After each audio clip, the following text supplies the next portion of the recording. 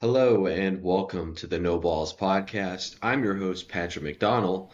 With me, co-host Finn McDonald. Today is the NL West offseason recap and 2025 season predictions episode. Of course, there was no NBA film room episode this week. Apologize. It was busy. Finn, anything before we start with this NL West division? No, but I think we all know the winner is going to be obvious. Yeah, I think that you y'all will know. Y'all will know. Finn, we're going to go ahead and get started like we always do with the top team uh, from the previous year. Of course, that was the Los Angeles Dodgers. I think it's been that way every year for 15 years besides 2021. So, Los Angeles Dodgers, Finn, you get it started, Finn. We'll be starting with the barrel. They went from 266 to 322 million. Now on to the notable additions, which are they brought back Teoscar Hernandez, they brought in Michael Conforto, they brought in Song Kim, brought in Blake Snell, Roki Sasaki, and Tanner Scott. Also of note is the Tommy Edvid extension. Big offseason for them. As everybody knows, this is the reigning World Series champions, Los Angeles Dodgers. Um, and honestly, Finn, we didn't really think that they were that much better than the Yankees. I think both of us picked the Yankees to win the series, and yep, the Dodgers responded even when they won. And I'm sure we'll eventually get to the problems with ownership spending at some point in this episode. But let's go forward. Unless you have anything else, let's get forward to those depth charts. We definitely will get to the spending problem. I'm gonna burn the heck out of a certain team later. Okay. The lineup is Shohei Ohtani, Mookie Betts, who's playing shortstop, Freddie Freeman, Teoscar Hernandez, Max Muncy, Will Smith, Michael Conforto, Tommy Edman, who's playing center, and Sung Kim. Yeah, and then Kim's at second, Muncie's at third, and then it doesn't really matter where the two corner outfield guys are at. And you skipped over Will Smith, I believe, as well. Yeah, he's the catcher, and he's Yeah, batting six. projected via Fangraphs, of course. For those who don't know, we're not making up these things out of thin air. We're taking them off of Fangraphs and reading them. So there's reasons why Dylan Moore is the starting second baseman. Anyway, Finn, this lineup, and then bench too. I guess we'll read off the bench. What do we have bench wise? Austin Barnes, Miguel Rojas, Chris Taylor, and Enrique Hernandez. Yep. Typical, this is what you expect out of the Dodgers, Finn. Takeaways from this lineup. What do we have? We have three Hall of Famers to lead it off. Yeah, we got Otani, Betts, and Freeman, who are all probably like, unless they like commit war crimes, they're gonna make the Hall of Fame. Um, and then notable, I guess, to mention as well. Like, I think they did a pretty decent job addressing the bottom half of their lineup. Like that was a huge problem for them last year, even in a year where they were the best team in baseball. Yeah, I talked about it all off season. Like they just have like some secret formula that they do some witchcraft on left fielders that just makes them rejuvenate their career. Matt Kemp, they did it on him. They did it on Jason Hayward. They did it on Trace Thompson like twice, basically. Like I just know what's going to happen with Michael Conforto. They just did it with Teoscar Hernandez too. Um, yep, since he's going to the Dodgers to play left field, I'm sure he'll have a big season. And yeah, Tommy Edman hit fourth for them in the World Series a year ago. He's batting eighth. Um, Yeah, this is another one of those lineups where I can't pick anyone out that I hate.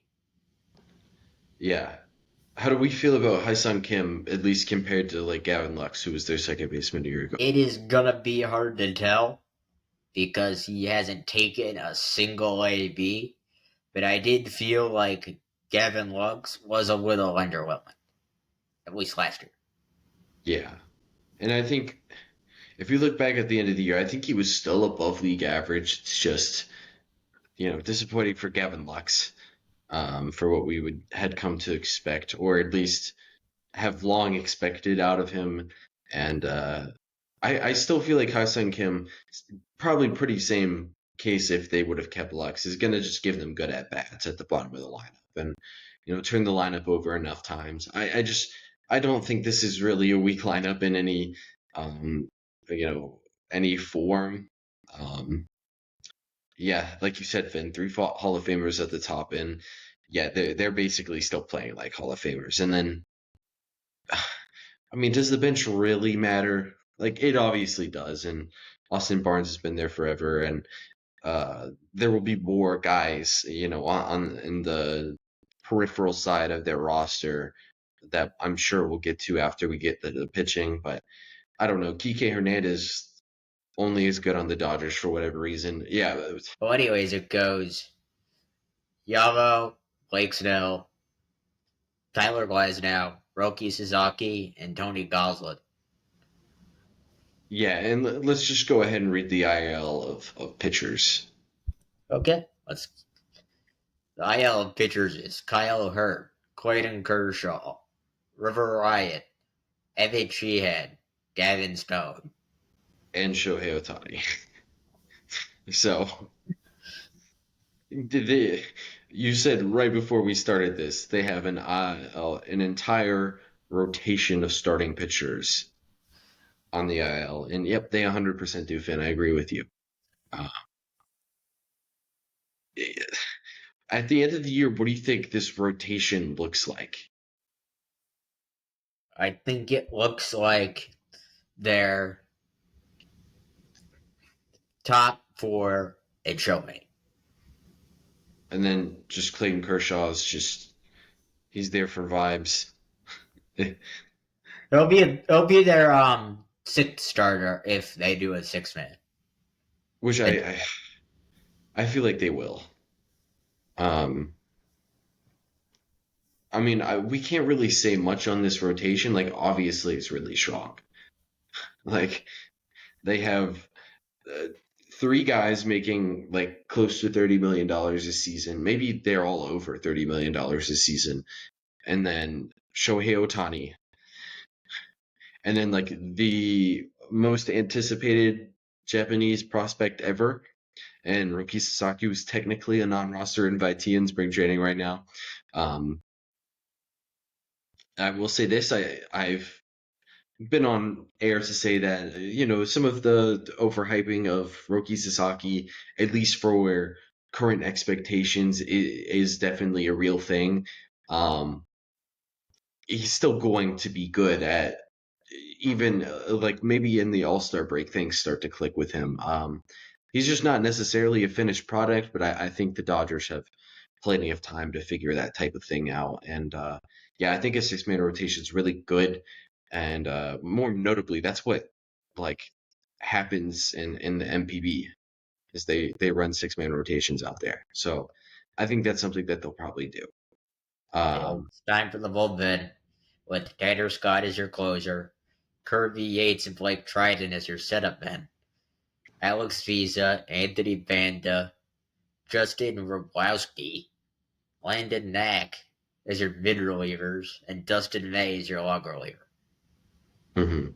And yeah, Finn definitely meant to say Alex Vesia, but regardless, Finn, this is obviously without Evan Phillips as well, without Michael Kopech and Bruce Gratterall. They're probably not going to get Bruce Gratterall back next season. Um, Michael Grove, another guy, he probably also plays into the starting rotation mix.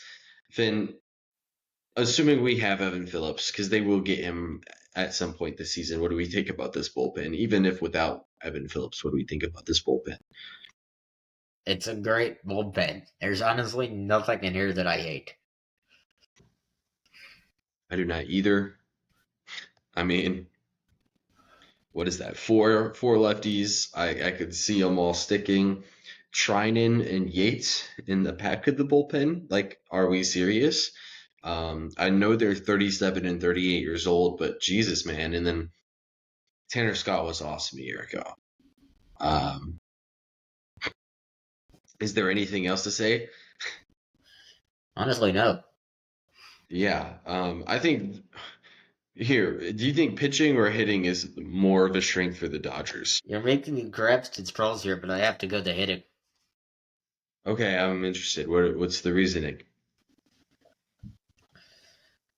Honestly, just think that's easily the best top of the lineup in baseball. Yeah, that's fair.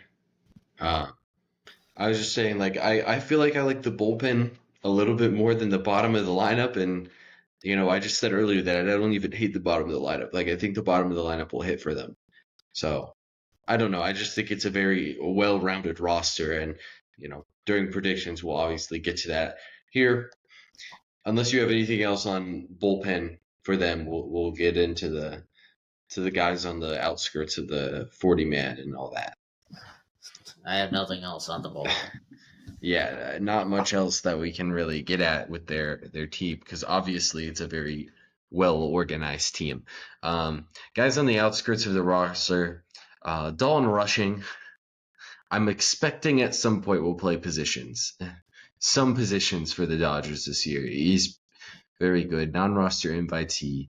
Uh, it feels like for like 3 years now he's been fighting to get a big league spot, and they're just stacked. Um,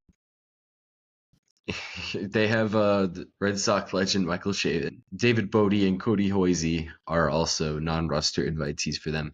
Alex Freeland, one of their top prospects, switch hitting shortstop, got up to AAA a year ago. He's only 23 years old. I think he'll maybe play some shortstop for them this season. Andy Paz and James Outman. I would think one of them might make the opening day roster, but then again, Kike Hernandez could just end up playing center field for them. Um, Eddie Rosario, Austin Gauthier, also guys. Obviously, people know Eddie Rosario, Austin Gauthier. It's an approach-based bat. Jose De Paula was a non-roster invitee. He's kind of like a sick prospect. Same with Zaire Hope. Both sick prospects, both 20 years old. Zaire Hope has gotten up to A ball, and De Paula's gotten up to high A. They probably won't be major league contributors this year, but they will be players. Nick Frasso, like just to mention how good the Dodgers are. Like Nick Frasso is a guy who, for a lot of teams, I think would have made a big league appearance by now, but he hasn't.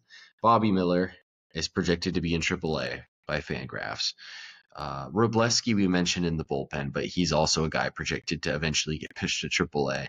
And then Ben Kasparis, pitched in the playoffs for them a year ago. Like they've got a whole ton of guys. Jackson Ferris is a top 100 prospect, gotten up to AA. It's gonna be hard to keep him out of the majors. He's really fun. Maddox Bruns, kind of a really really fun arm, and they produce so many good arms. Giovanni Gallegos is a non-roster invitee for them who couldn't make the big leagues, and Ronan Kopp, fun left-handed reliever. All right.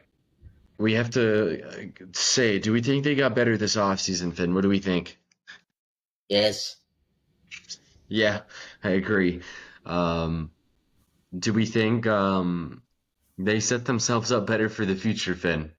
Also, yes. What do we grade this offseason, Finn? A plus. Yeah, it's an A+ offseason. Not only were they the best team in baseball last year, they also get A+ off seasons basically every offseason. It's almost funny that the teams who are most active and most creative in the off seasons are the ones that have the regular season success. It's almost crazy. Um, so rather than complaining, let's get creative. All right, so we are here with the San Diego Padres in 2024. They ran a payroll of $172 million. After after this offseason that they just had, they're at $102 million. So they have increased their budget, which it's going to sound crazy when we go over this offseason recap because you would not have thought that they would have gone up $30 million. Let's go over their stuff. 4-year contract for Nick Pivetta. We actually never talked about this one because it happened so recently. Pretty fun deal, actually, Finn. They are paying him $1 million this offseason. 1-year contract to Connor Joe and Jason Hayward and Kyle Hart and Elias Diaz. And that is all of their major league contracts.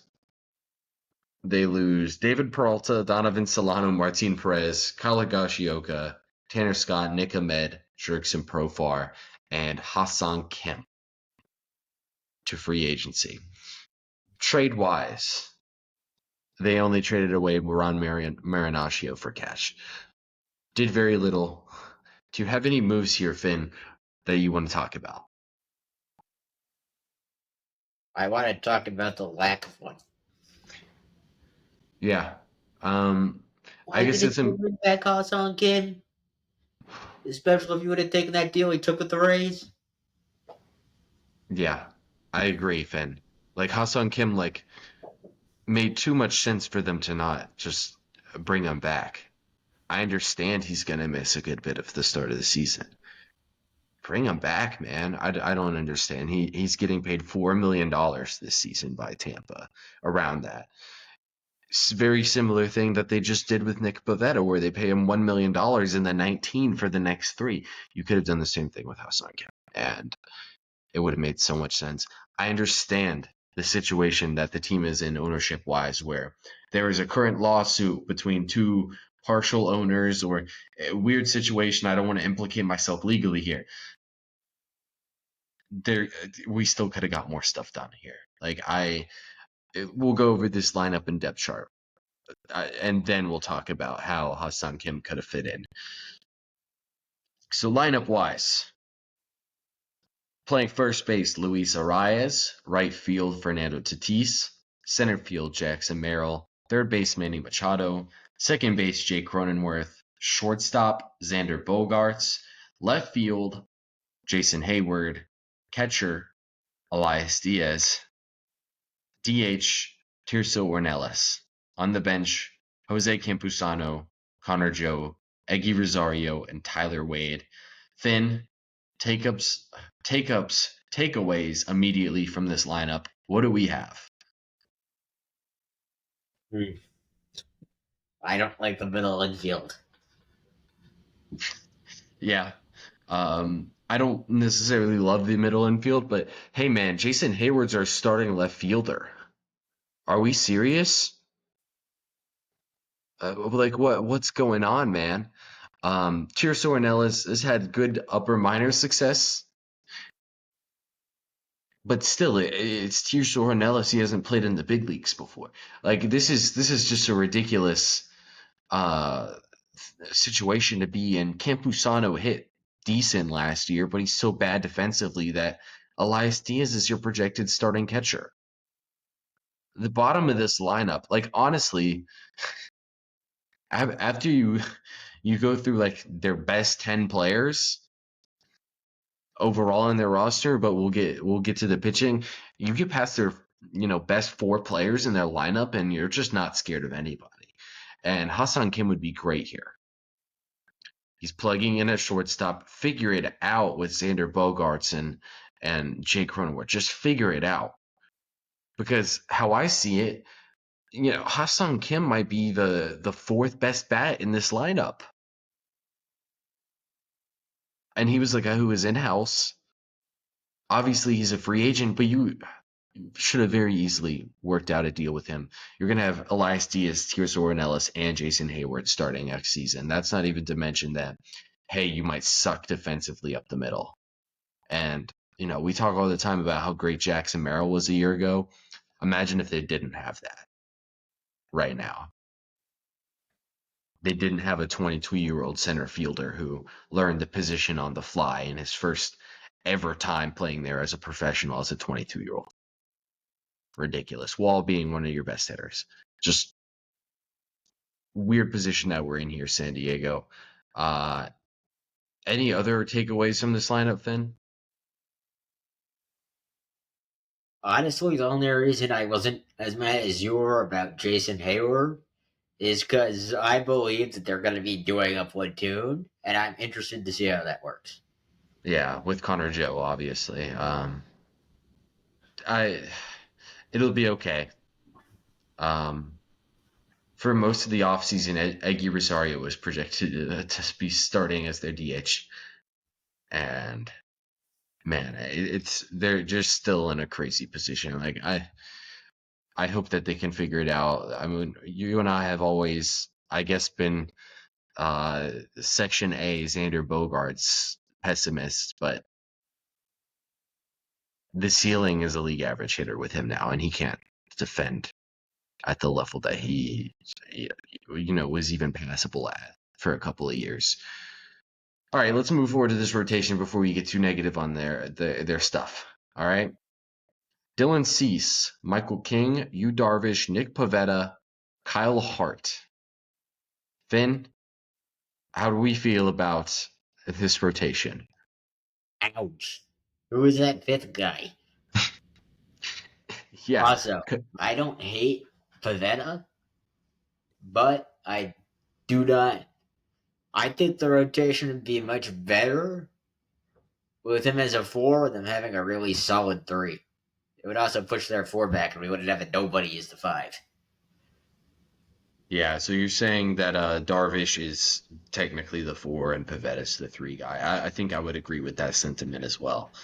Um, yeah, Kyle Hart, honestly, a guy who I hadn't really heard of. He had pitched like a part of the 2020 season as a 29-year-old with Boston. If I had to guess, he's definitely played in other affiliated leagues since then because there's no. So he played last season in the KBO where he pitched 170 innings to a 2.7 ERA. So he had some really good success there. In that stretch, he struck out 182 batters with 38 walks. So it looks like he had a bunch of success last season in the KBO, and they're taking a chance on him. They did that with Nick Martinez a couple of years ago. I ended up panning out for the Reds, not the Padres.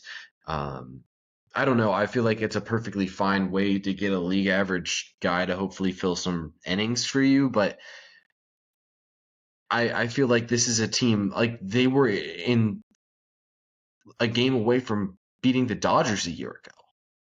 And this is how they respond. I think you and I both feel like they could have done a little bit more, but I do like the Pavetta ad, and I'm sure you do as well. Um, It's basically the only thing that's going to salvage their grade. yeah, Cease and Michael Kingfin top what in Major League Baseball among starting pitchers? Top like 60, I Like believe. tops, like overall as players. Yeah. Okay, not among starting pitchers. Yeah. Okay, that was a double misinterpretation. I meant as like as duos, as a rotation duo, King and Cease. Honestly, I'd go like fifth. Yeah. Um, I, we're gonna break it down another day, I'm sure, but it's up there. It's an interesting case for who's the best of the two guys. Overall, though, I still feel like this is a strong rotation. Do you agree? Yeah, I agree. Yeah, I think it's a strong rotation at the end of the day. Bullpen wise, closer is Robert Suarez, Jason Adam, Jeremiah Estrada, Adrian Morejon, Yuki Matsui, Alec Jacob, Wandy Peralta, and Johnny Brito is the rest of their projected bullpen. How do we feel about this, Finn? I like it. There's not really anything I'm looking at this, and I'm like, I hate it. Yeah, I don't think it's bad. Like Estrada is your third best arm, pretty solid. They got a couple lefties in Morihone and Matsui that you're comfortable going to. I don't think it's bad. I think they should run their way into five pretty solid arms, and hey, they're gonna get guys like Brian Hoeing and Sean Reynolds at some point who I think could fill some bullpen roles. Yeah, I don't hate it. I'm pretty sure you don't hate it. Um, not an excellent bullpen, but not anything that we can really scratch at with San Diego. Um, you ready for notables that they have? Because not as many. Yep. Left-handed reliever Brett Sullivan, or not reliever, catcher Brett Sullivan on their 40-man roster. Non-roster invitees Martin Maldonado, Brendan Valenzuela, and Rodolfo Duran. Ethan Salas, shout out to him. He got up to Double A last season. I don't know why the Padres are doing this with a guy who was 18. He looked overmatched to say the least last year. Gavin Sheets, Uli Gurriel, and Trent Brooks are non-roster invitees at the first base position. Um, Mike Brasso, non-roster invitee. Nico Goodrum. Leo DeVries, another guy who is on that Solace track where he's going to be in Double A as a 19-year-old at some point next season. Switch hitting shortstop. He's going to be a top 10 prospect in baseball at the start of next season. 100%. Um, Brendan Lockridge is on their 40-man roster, center fielder. Randy Vasquez, Matt Waldron, Omar Cruz, Stephen Kolek, Ryan Burgett, Juan Nunez are guys who are on their 40-man, not projected to be on their major league roster. Luis Patino, non-roster invitee, made his way all the way back to San Diego. He's no longer on their major league roster. Or their 40-man roster. And then Tim Cosgrove and Ron Marinaccio are both on the 40-man roster, but not projected to make the opening day. JP Wendelken, had a couple good years for the A's. He's a notable guy on there. As far as pitching prospects, Cash Mayfield's one of their better guys. Make sure I'm not missing anybody like super obvious.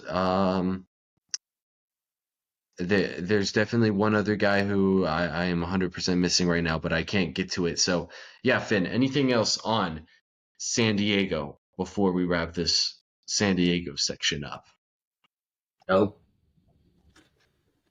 Do we think they got better this offseason, Finn? No. I don't think so either. You lose Kim, you lose Profar. Those are some big parts of their offseason or offense last season. Joe Musgrove is out for the year now, so that sucks. And that's out of their control, but they're getting worse because of that. And they lose Tanner Scott. That's huge. Sure, like we don't hate the Pavetta edition. It's just that's all they did. It's literally it. What do we grade this offseason, Finn? B minus. Yeah, that's how I feel about it. Do we think they got set themselves up better for the future? No. I, it's If just got it to be a no. if it wasn't It, for the Pavetta signing, they'd be getting an F. yeah. This is not like a year ago where they traded Soto and, hey man, we got some stuff back. Nope. They didn't trade Cease and King, who are free agents after the season, by the way, and 30 years old, and the depth of your roster sucks. I don't know why they're on the team. They're obviously trying to make a run for this, but hey, Padres fire sale could 100% be happening at the deadline. We'll see. Now on to the Diamondbacks, who had their payroll increased by $2 million. Went from 178 to 180. Notable additions: Josh Naylor, Corbin Burns. Yep. Notable subtractions, though. Let's read those. Christian Walker. And Jock Peterson. So, for those who do not know, the Diamondbacks led last season in team OPS. we'll talk about overall. Do we think their additions outweighed their subtractions at the end of the day? But they were a really good offensive team a year ago, and between pitching injuries and pitching underperformance, it ultimately led them to missing the playoffs by a game last season. Um, Really fun offense, and I don't even think their offense was going at full throttles, especially considering the second half turnaround that they had. So let's read off the depth chart. What do we have, Finn? Corbin Carroll playing right, Tom Marte playing second, Josh Naylor, Lourdes Gurriel Jr., Jake McCarthy, Eugenio Suarez, Pavin Smith, Gabriel Moreno, and Geraldo Perdomo. Yeah. Um, Geraldo Perdomo extension happened. We never got to talk about it. Finn and I both talked about it. I don't know. We both were like, I don't know if this was a necessary extension, but it wasn't like a horrible value. Um, no intent to dunk on the Diamondbacks. I do think Perdomo is a good player. Anyway, the rest of this lineup, Finn, what do we feel about it? Honestly, there's nothing I really hate. If I had to get really picky, I would say I think they could have a stronger DH. Yeah. And for those who don't know, that is Pavin Smith, likely in a platoon with Randall Grichuk. Randall Grichuk was a big piece for them last season. Pavin Smith, in a short sample size last season, had a 147 or OPS plus last year in 140 plate appearances. So he was really good in low sample size. They're giving him more ABs now. We'll see how that plays out. I think at the worst case, it'll be an okay platoon at the DH position. Strength wise, Finn, hey, they got the best second baseman in baseball. And I don't think there's a debate for it. Um, yeah, Ketel Marte is awesome. I think they mix in a bunch of guys who are pretty good hitters, right? Do that with Naylor, Gurriel, McCarthy, Suarez, Moreno, all pretty good hitters. Even Perdomo, pretty good hitter. Um, even if he will likely be below league average. And then you have Corbin Carroll, I think is the big X factor for them. Uh, and then on the bench, Alec Thomas, Randall Grichuk, like you said, uh, Greg Kesselman, and Jose Herrera. Anything else on this lineup, Finn? Honestly, no. Do we think it's a good lineup or a bad lineup? I think that's a good item. I think it's a pretty damn good one. As we said before, a year ago they had the best team OPS in baseball. Obviously, that's losing Christian Walker and Jock Peterson, but they still added Josh Naylor back to that. So I think they'll still be pretty good. All right, rotation, Finn. Corbin Burns, Zach Gallen, Merrill Kelly, Eduardo Rodriguez, Brandon Pfaadt. And there's even more guys on the peripheral. Finn, I don't know how you feel about this rotation, but I think it's pretty good. Yeah, I like the two-headed dragon for sure. Yeah. I don't I wouldn't necessarily call it a two-headed dragon. I would say it's a you got Superman up there with Corbin Burns, and then Batman's in the background, and that's Zach Gallen. But it's still two very strong guys, top 30-ish pitchers in baseball. Pretty damn good. Merrill Kelly and Erod, I think, rounded out pretty good, and if we get a good second full season from Brendan Pfaadt, I like it. Where do we think this rotation ranks if everything goes well? Because last season they had a good bit of injuries. I think it does well. Yeah, I mean, to put simply, I think it's just a really good rotation. Bullpen wise, Finn, let's go there. What do we have? Interesting. I have a platoon closer for this one with AJ Puck and Justin Martinez. Their Yeah, seventh man being Kevin Ginkle, Their mid relievers being Ryan Thompson, Joe Mantonfly, Shelby Miller, and Dre Jameson, and their long reliever being Jordan Montgomery, who definitely needs to bounce back. Put simply, yes, he 100% does, Finn. Um, Trey Jemison last season missed a ton of time with, I think it was shoulder surgery. Former first round pick, he could mix into the rotation potentially. I think what's really fun with them is last season they kind of had a shit bullpen, and then at the deadline they just figured stuff out. I feel like this bullpen will be significantly better than it was a year ago at the start of the year last year, and I think that's huge for them. Martinez and Puck are disgusting. That's a great closer platoon, like you said. And they mix in looks like Ryan Thompson, a big subby guy, and left-hander Mantiply. Shelby Miller, a non-roster invitee, didn't know he was still even kicking around, but he's as their lowest leverage middle reliever. So we'll see how it works out. I'm sure he may or may not make the rotation or the opening day roster. That's how every um, what's it called, non-roster invitee works. So anything else on this bullpen, Finn? Honestly, nothing really here that I hate, besides last year's Jordan Montgomery numbers. Yeah, I think they'll have guys. You know, not everybody's obviously gonna hit here, but I think they'll have enough guys that do. I think it's a bottom half bullpen in the league, but I don't think it's bleeding too much value overall. Like I do think they're pretty solid, and even at the back end of it, like Ginkgo Martinez and Puck is crazy, and then I'm sure that they'll get enough out of Thompson and Mantiply. Meh, as I'm saying it probably is at a bottom half bullpen. Yeah. You got anything else before we I read off some of their notable names? I don't. All right. Um, 1 year suspension for Andrew Salfrank. He had a pretty important role in the 23 team that made the World Series. Um, Kendall Graveman is on the IL. Blaze Alexander, strained oblique on the IL. Those guys are interesting. Adrian Del Castillo on the 40 man. He could play an impact on this team, especially because he's a guy who's left-handed platoon, not a straight platoon with Gabriel Moreno, but a little bit.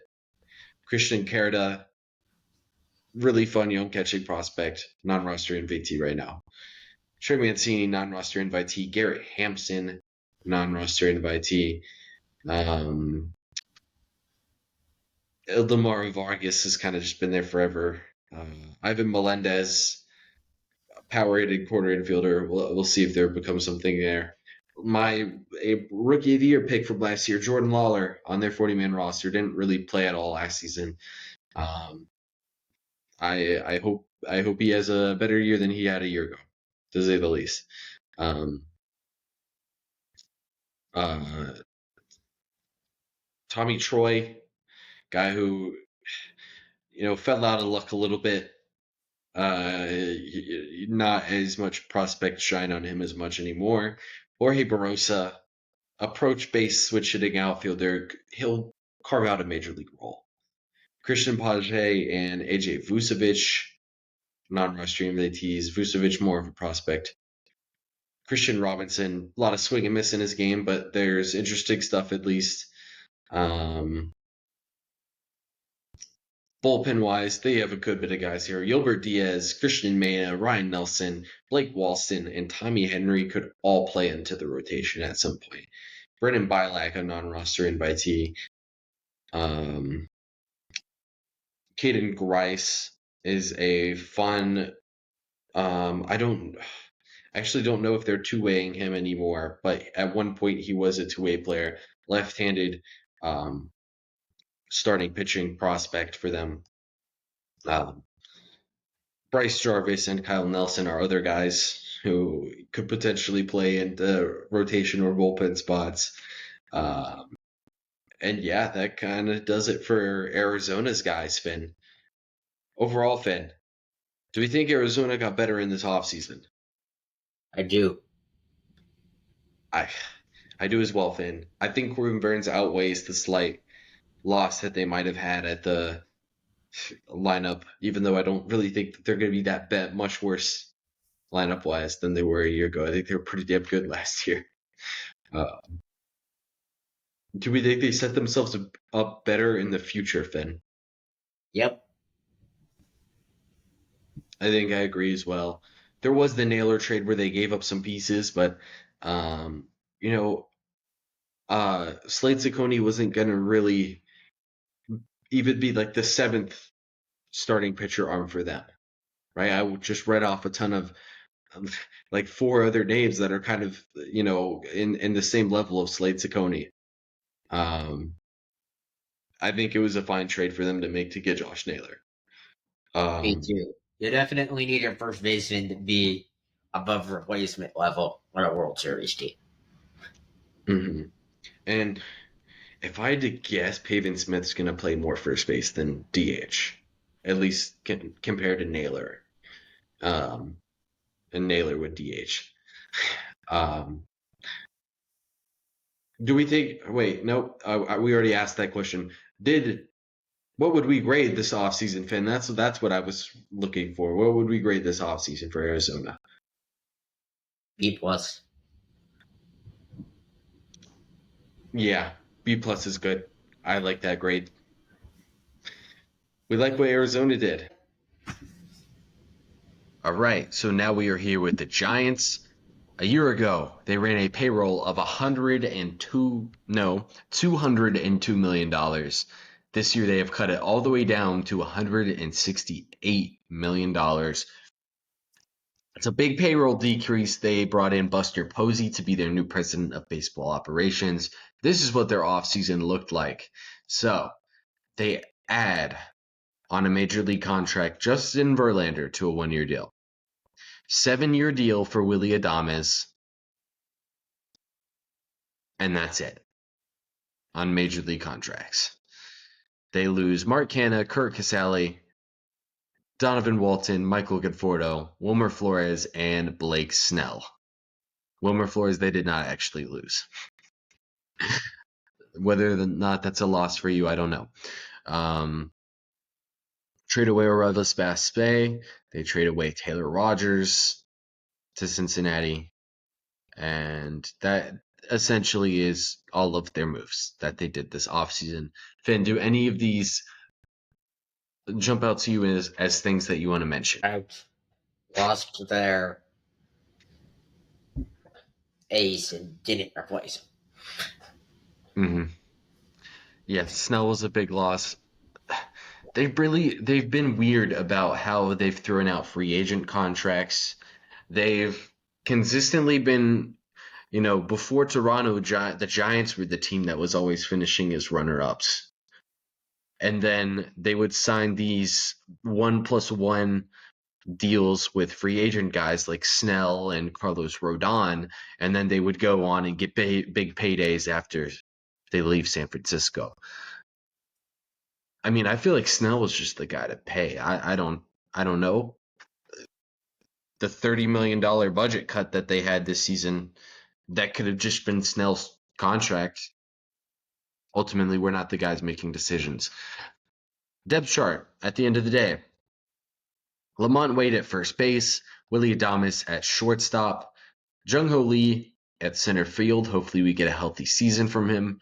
Matt Chapman at third base, Helio Ramos at left field, Mike Yastrzemski at right field, Tyler Fitzgerald at second base, Gerard Encarnacion in right field, and Patrick Bailey as their catcher. Their bench is Sam Huff, Wilmer Flores, Blake Wisely, and Luis Matos. Finn, what do we have on San Francisco? Corner outfield, ouch. It's not great, and honestly, it's just not a great lineup, I wouldn't say. Um, they're definitely going to be doing platooning with Flores and Lamont Wade at the first base position. Adames is great. Chapman is great. That's all I can really go out and say is great. Tyler Fitzgerald had a really fun second half to the season last year. Let's see him do it again. Patrick Bailey is good when you consider the defensive value he provides value. Yeah, yeah, I was gonna get to that. I rank Patrick Bailey as like a top 60 player. Patrick Bailey's also great. Okay, he's gonna win a platinum glove probably this year. But even then, he's like a league average hitter at best. Guerrero Encarnacion was playing in the Mexican League. He's their DH. Mike Yastrzemski, I think he'll put forth a good season, but what's the upside to it? I just don't think it's a good lineup. I don't think it's like a lineup that is um, disrespectful to be throwing out there as your starting lineup, if that makes any sense. But I don't think it's one that I am ever going to be really excited about. And that's somebody who has consistently been the high guy on Willie Adames, and put Matt Chapman in my top 50 players list this past year or this season. So yeah. Do you have anything else in the lineup, Finn? I don't. All right. Rotation. Logan Webb, Justin Verlander, Robbie Ray, Jordan Hicks, and Kyle Harrison is their rotation. Finn, I'll let you get the first words. What do we have? Really could have used Blake Snell. The rotation is a lot worse without him in there. Finn, Logan Webb and Blake Snell is the best 1-2 in the league. 100%. They no longer have that. Plus, That I only sucks. see three guys in there that were even viable. I mean, Sorry, I can't say I'm banking on Justin Verlander having a good season anymore. so who are the three guys you think are viable? Uh, Webb. I think we could have a decent one out of Ray, like a 4-4. Yeah, Finn, I was gonna say just Webb. Um, sure, I see the upside with Robbie Ray, of course, and I'm just sure I'm just thinking of would I bet on this guy to have an average year? There's only two I would. I would bet on Webb and Verlander. And like Verlander, I don't really see too much more of a ceiling to him. Like I do think he'll get some improvement in pitching in a pitcher-friendly ballpark, but he's 42 years old. Like he's not going to discover new life on the heater. He struck out 7 batters per 9 inning or last season, and unlike Logan Webb, he doesn't get 60% ground balls. He gets a ton of fly balls. Robbie Ray bouncing back from Tommy John, will see it. I'll believe it when I see it. Jordan Hicks, maybe a second full season as a starter will be better, and Kyle Harrison, maybe his second full season as a major leaguer will be better. We'll just see. I don't really know if it's there necessarily. Um, what else do we have, Finn? Honestly, I have nothing. All right, so then we'll go forward to their bullpen. Ryan Walker is their projected closer. Tyler Rogers, the submarine righty, not the left-hander, and Camilo Duvall are their projected setup guys. Eric Miller, Sean Hageli, Lou Trevino, Randy Rodriguez, and Tristan Beck are the projected bullpen arms. What do we have? Only guy who I really trust there is Ryan Walker. Yeah, I think Tyler Rogers has done enough to earn my trust. But then, like, oh my God, there's so much distrust There's with only everyone two else. guys here that I think are gonna have good years. Yeah, and I think Ryan Walker is going to be awesome. It's just I'm really concerned. Like, how does the rest of this shape out? I'm not sure. It's a bottom 10 bullpen. I would 100% say. I agree. Um, As we've learned with some of these Edwin Diaz years, you have to have guys to get to your closer. 100%. And I don't even know if they'll do that. And in all things considered, Ryan Walker's had 2 seasons. The reliever position is very volatile. He could just as easily have a 2024 Camilo Doval type season. I don't think it will because his peripheral numbers are great and it's Ryan freaking Walker, but it could happen. Other notable guys. Tom Murphy is on the injured list right now. He could potentially be a catcher for them. So could Max Stassi and Logan Porter.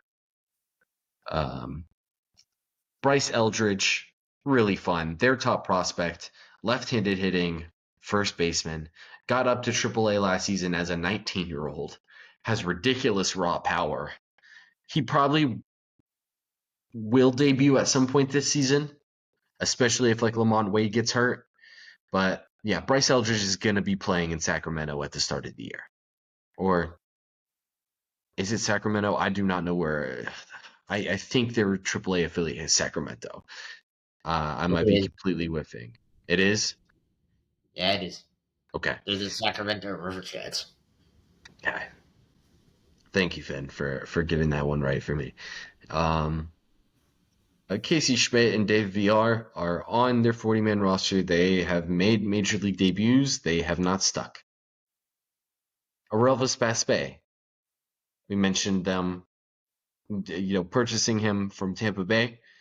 He's a guy. I'm not sure if he's a good one. Sergio Alcantara. He's a guy. I'm not sure if he's a good one. He's a non-roster invitee. Wade Meckler, Grant McCray, Marco Luciano are guys who are projected to be outfield depth for them, all under 25 years old. I'm not sure if anybody in that group has distinguishing qualities. We'll see. James Tibbs, their first rounder from a year ago, had a really rough go of things in pro ball. We'll see what it ends up being. Hayden Birdsong, I think, will win a role on their team this season at the start of the year. That's just my shout out to him. Mason Black, Carson Ragsdale, Carson Seymour, Trevor McDonald, Keaton Wynn, Landon Raup are all kind of fun depth arms that I think could be something. Same with Carson Wisdenhunt, who's a non-roster invitee. I think they could all be something. Joey Lucchesi also is there as a non-roster invitee. I'm always going to miss somebody. So don't get too mad when I miss somebody. Spencer Bivens is on their 40-man. He is a reliever. That'll essentially do it for them. Finn, overall for San Francisco, Finn, do we think they got better this offseason? Sorry, I don't. Yeah, I don't really think so either. I think they more or less just treaded water as the same team. Um, I don't think they're going to hit well enough, and I also don't think they're going to pitch well enough. So I just don't think they're going to be a great team. Um, they could be all right. Do we think that they set themselves up better for the future? I do. Okay. What's the reasoning? The reasoning is that I think that Adames is a better person to have on long term than Snell. Okay. I think I can get behind that statement.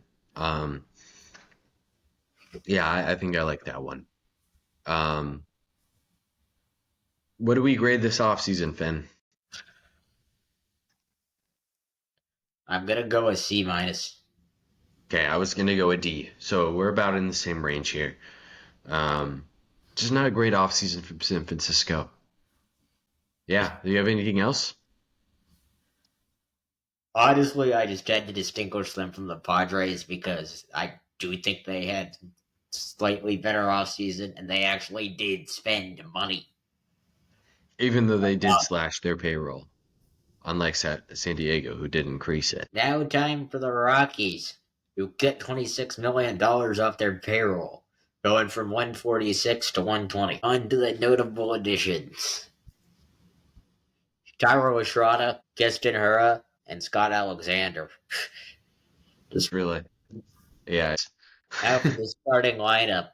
Brenton Doyle, Ryan McMahon, Ezekiel Tovar, Chris Bryant, Tyro Estrada, Michael Toglia, Nolan Jones, Jordan Beck, Jacob Stallings.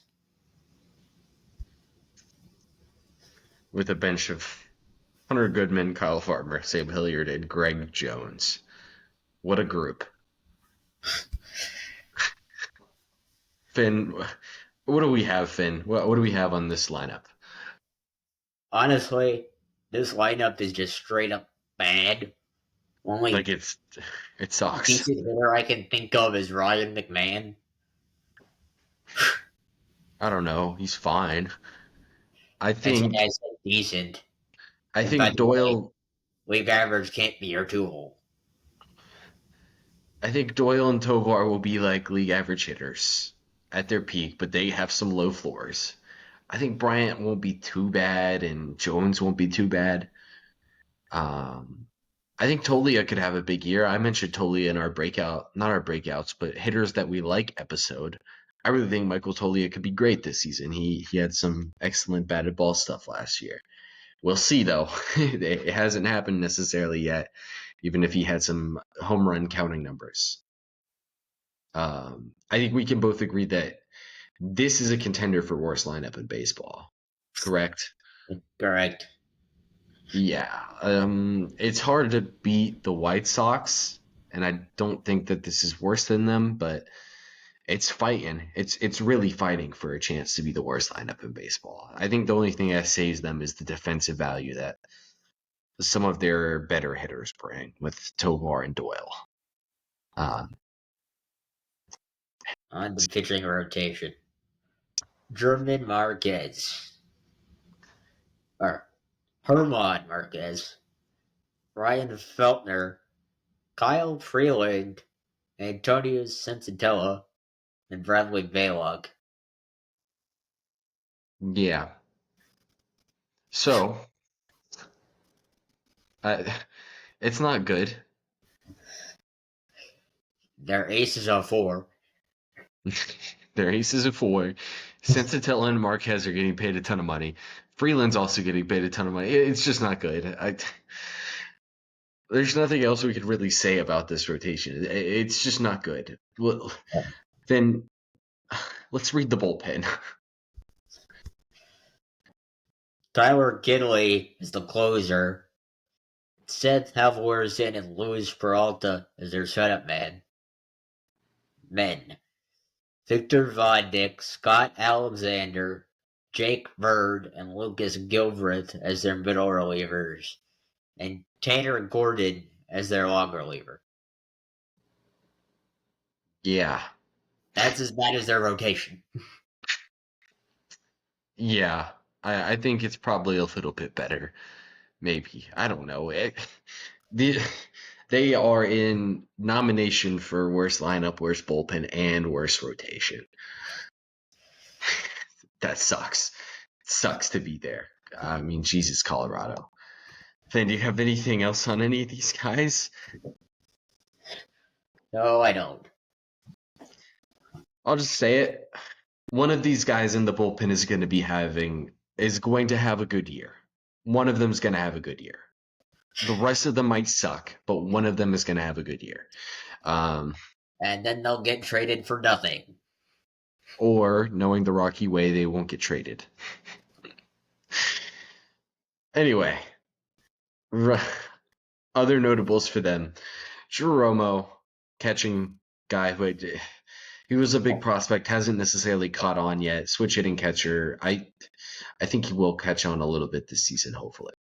Austin Nola, non-roster invitee.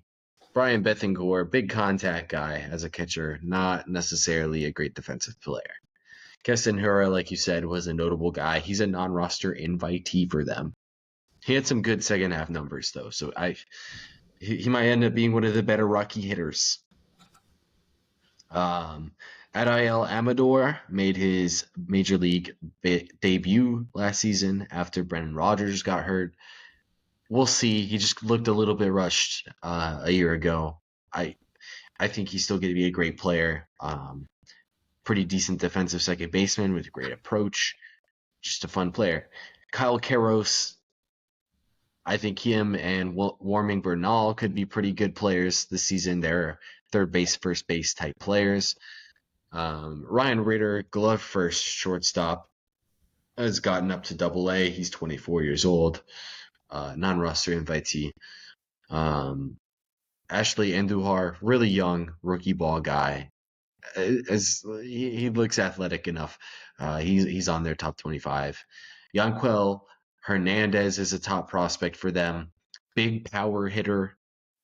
He might not stick in the outfield ever, but he's there. Zach Veen has seen some fluctuation with his prospect status. With him, like the swing skill is his power. His power might never come along, and he'll just be a strong side of the platoon left-handed corner outfield guy who can fill in center.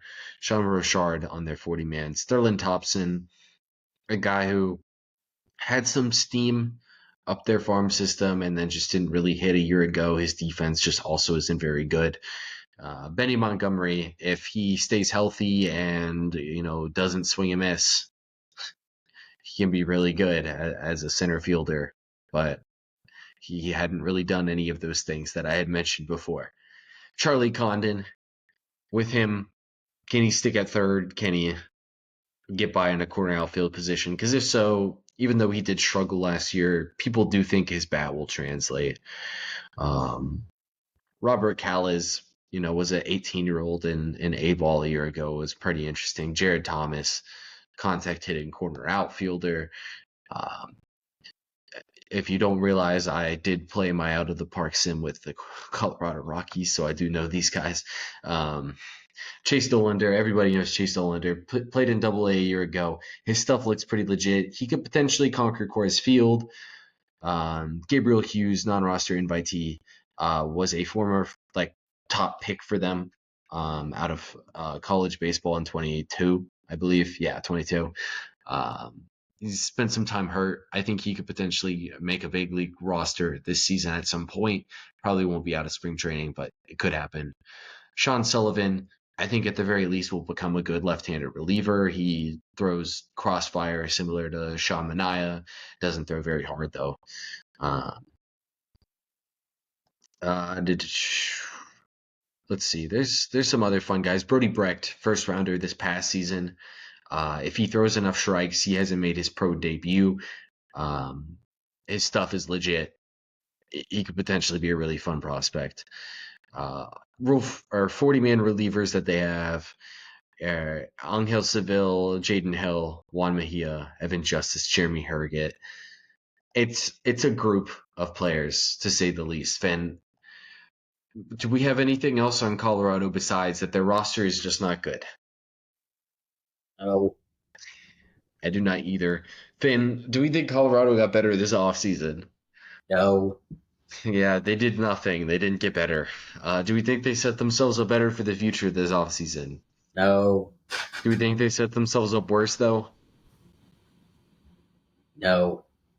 They just did nothing. They couldn't have done anything. Um, how do we grade this offseason, Finn? Z minus. Z minus. Doing absolutely nothing doesn't get a good grade for us. Like, at least do something. Like, hey, y'all could have signed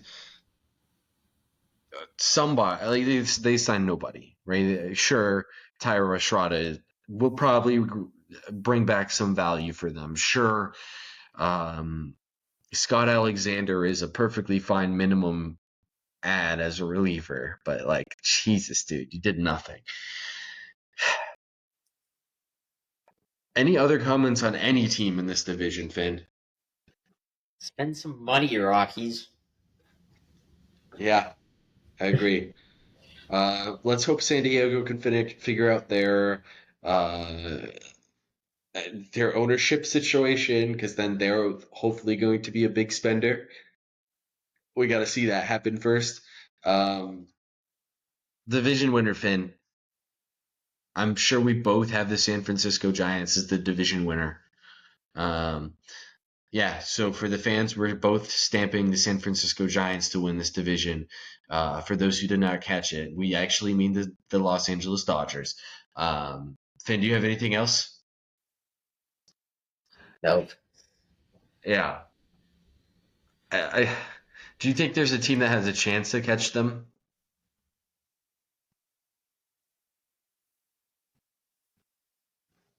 Honestly, I don't. But if one did, I would think it would have to be the Diamondbacks. Yeah, I agree. I don't think they will, but I don't know. Maybe they just go berserk offensively next year, and the pitching just looks revitalized with Corbin Burns there, and maybe Zach Gallen does have a bounce back year, and it is legitimately two aces. Um, but yeah, I'm pretty comfortable with Dodgers here. I feel like this is free money. So I mean their betting odds might already be negative. Like yeah. Um, yeah, Finn, you got anything else before we wrap this episode up? Nope. All right, so next week's episode. This episode will be coming out on Wednesday. Next week's episode will be coming out on the normal Thursday times. By this time on um, Thursday, we will be in spring training, Met spring training in Florida. Maybe we see people there.